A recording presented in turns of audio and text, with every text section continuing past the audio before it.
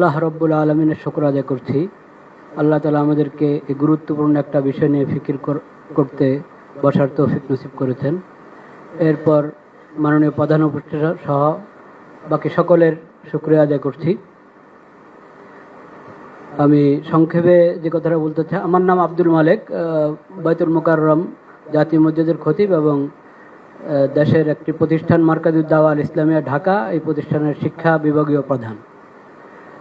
যে কথাটি আমি বলতে চাচ্ছি সেটা হলো, সম্প্রীতি যদি আমরা চাই, আছে আলহামদুলিল্লাহ, এটাকে যদি বাকি রাখতে চাই তাহলে সম্প্রীতি যারা নষ্ট করে সে বিষয়ে আমাদেরকে নমনীয়তার সাথে অনমনীয় ব্যবস্থা গ্রহণ করতে হবে।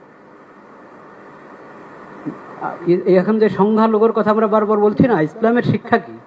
ইসলাম বলে, আবু বকর রাদিয়াল্লাহু তাআলা আনহু প্রথম খলিফা নবী করিম সাল্লাল্লাহু আলাইহি ওয়াসাল্লামের, উনি বলেছিলেন, তোমাদের মাঝে যে সবচেয়ে বেশি শক্তিশালী সে আমার কাছে দুর্বল যদি সে জালেম হয়, আর যে সবচেয়ে দুর্বল সে আমার কাছে সবচেয়ে বেশি শক্তিশালী যদি সে মজলুম হয়।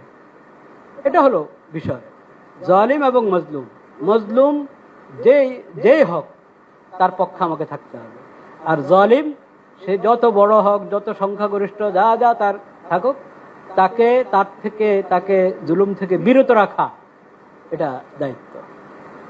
তথ্য সন্ত্রাস, এটাকে যদি নিয়ন্ত্রণ না করা হয় তো আমরা সম্প্রীতি ঠিক রাখবো কিভাবে? সম্প্রীতি আছে, তাও এখানে তথ্য সন্ত্রাস করে পেরেশানি করা হবে। এটার ব্যাপারে অনমনীয় হতে হবে তথ্য সন্ত্রাসের বিষয়। আর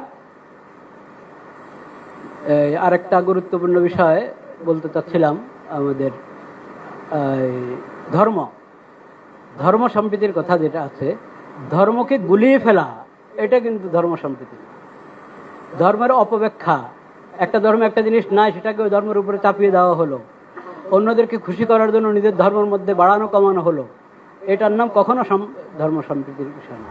প্রত্যেক জিনিসকে স্ব জায়গায় রাখতে হবে, এবং স্ব জায়গায় রাখলেই যথাযথ ফায়দা আমরা পাবো। আল্লাহ তাআলা আমাদেরকে তৌফিক দান করেন। ওয়া আখিরু দাওয়ানা আলহামদুলিল্লাহ।